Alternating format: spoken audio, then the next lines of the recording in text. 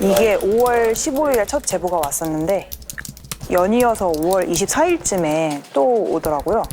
그래서 본격적으로 알아보기 시작한 건 5월 말이었던 것 같아요. 영상과 사진 354개.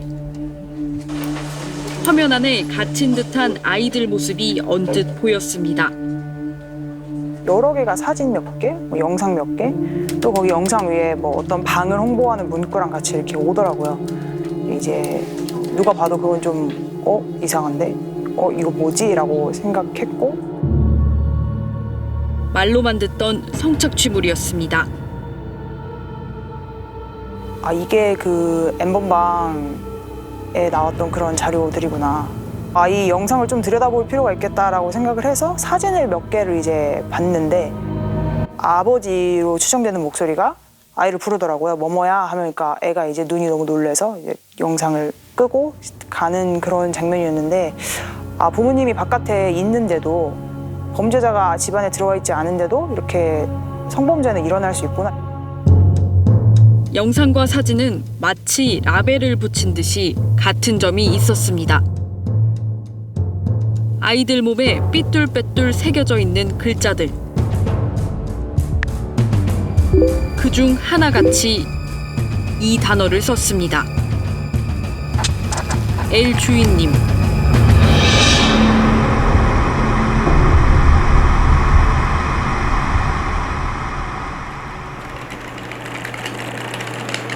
이 끔찍한 영상을 증거로 보내온 건 한 제보자.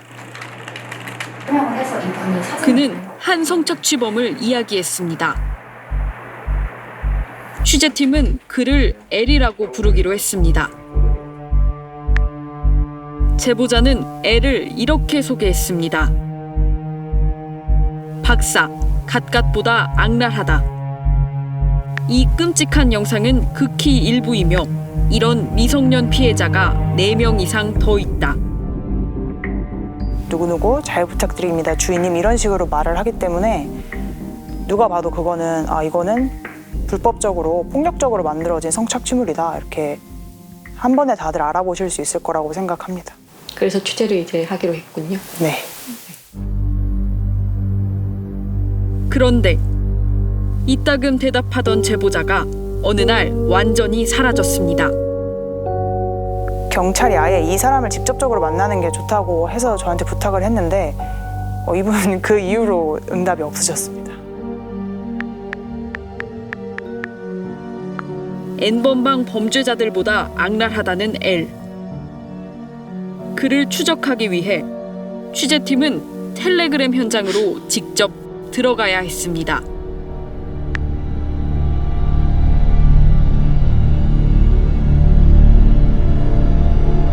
취재팀이 잠입한 텔레그램 X방은 지옥이었습니다.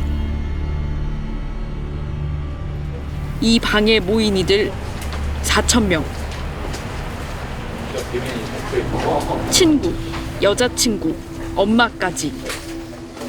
주변 여성들의 사진을 올리거나 알몸처럼 합성하고는 모욕하고 평가했습니다. 일명 능욕방이라고 하는 건데요. 말 그대로 남을 욕하고 업신여기고 무시하고 창피를 주기 위해 만들어진 방이에요. 심지어 개인정보도 떠돌아다니고 있었습니다. 그런데 이들 목적이 있어서 이러는 겁니다. 상위방으로 가기 위한 절차다 이렇게 보시면 되는데요. 나도 이렇게 합성할 수 있는 사람이야. 나도 이러한 음란물 같은 거 많이 만들 수 있는 사람이야 라고 하는 본인들 능력을 보여줘야 상위방에 들어갈 수 있는 자격이 주어지거든요. 상위방.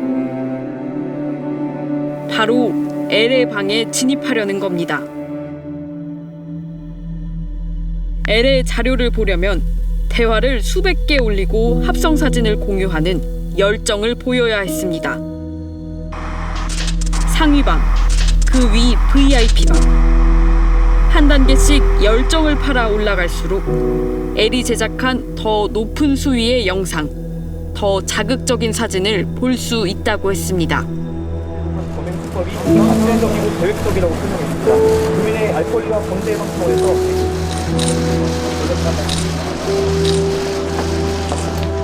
멈출 수 없었던 악마의 삶을 멈춰주셔서 정말 감사합니다. 음란물 유포 혐의 인정하십니까?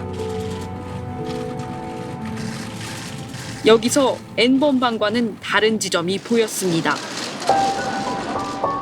돈을 내야 영상을 보는 방에 입장할 수 있었던 N번방과 달리 L의 자료는 공짜. 더 많은 사람들이 접근할 수 있다는 뜻이었습니다. 그래서 더 많이 퍼졌고 피해자들은 별칭으로 불리며 인터넷에 박제됐습니다. 텔레그램은 익명성에 대해서도 최적화되어져 있고 또 실제로 들어가면 어떤 폐쇄성도 있기 때문에 그들끼리만 공유를 한다라고 하는 장점들도 있죠. 그래서 앞으로도 이런 범죄적인 사건들이 텔레그램을 중심으로 생겨날 것 같습니다. 우리도 이 공간에서 애를 만날 수 있을까? 취재팀이 확보한 리스트에 들어갔을 때는 이미 텔레그램 방들이 폭파가 돼 있거나 이미 음란물을 유포했다는 정황 때문에 이미 폐쇄가 되어 있는 상황들이었는데요. 하위방에서도 이미 L의 이름은 쉽게 찾아볼 수 있었어요. 그래서 하위방들 중심으로 L이 어떤 활동을 했다.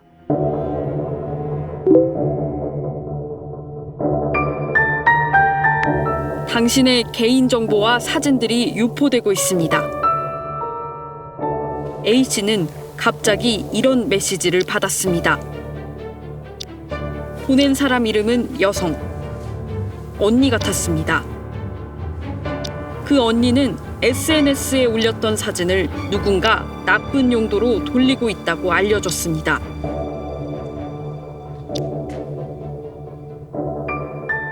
그런데 잠시 뒤 언니는 돌변했습니다. 텔레그램 소개에 있는 A씨의 전화번호를 확인한 뒤였습니다. A씨는 거절하면 끝날 줄 알았지만 강제로 텔레그램 방에 초대됐습니다. A씨 능욕방이었습니다. 댓글로 접근을 했는데 부모님이랑 상의해서 신고는 안 하기로 했다 이런 글이 올라오더라고요. 그래서 그분과는 이제 접촉을 못 했는데 나중에 한 번 더 확인을 해보니까 계정이 삭제된 상태더라고요.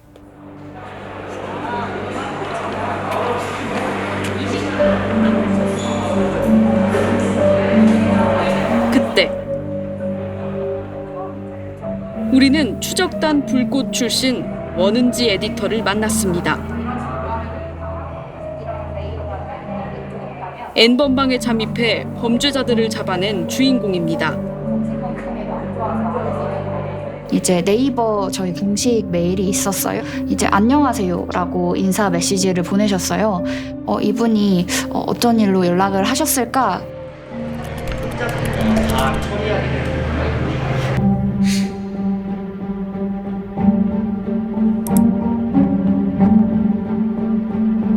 원 에디터는 모르는 일이었습니다. 지금 자기가 아는 지인이 성착취 피해를 입고 있는데 이제 그 사람들이 불꽃이라고 말한다. 이게 사실인지 아니면 거짓인지 좀 이야기를 해줬으면 좋겠다라는 메일이 왔습니다. 도와주겠다며 접근하는 이 내용.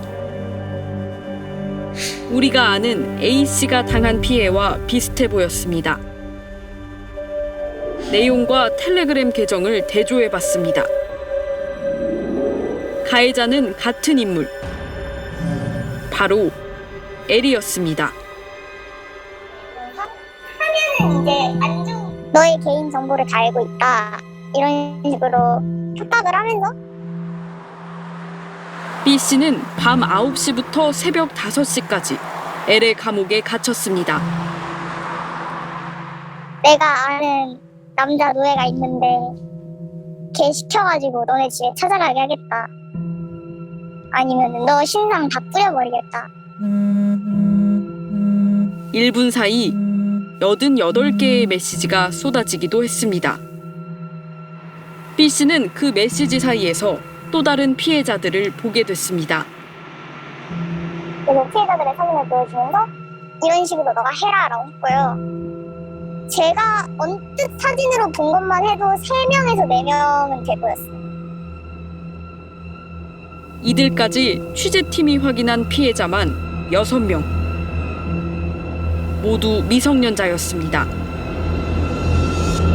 그 자신이 당한 피해보다는 자신이 숨기고 싶은 비밀이 드러나서 어른들이나 주변 사람도 비난받는 걸 더 두려워해요. 그 약점을 잡히게 되면 결국 그 사람이 요구하는 대로 굴복할 수밖에 없는 거죠. 엘은 어디로 갔을까? 제보가 있었단 걸 눈치챈 엘은 각종 텔레그램 방에서 자취를 감췄습니다. 취재팀은 경찰에 취재 자료를 모두 전달하고 엘을 신고했습니다.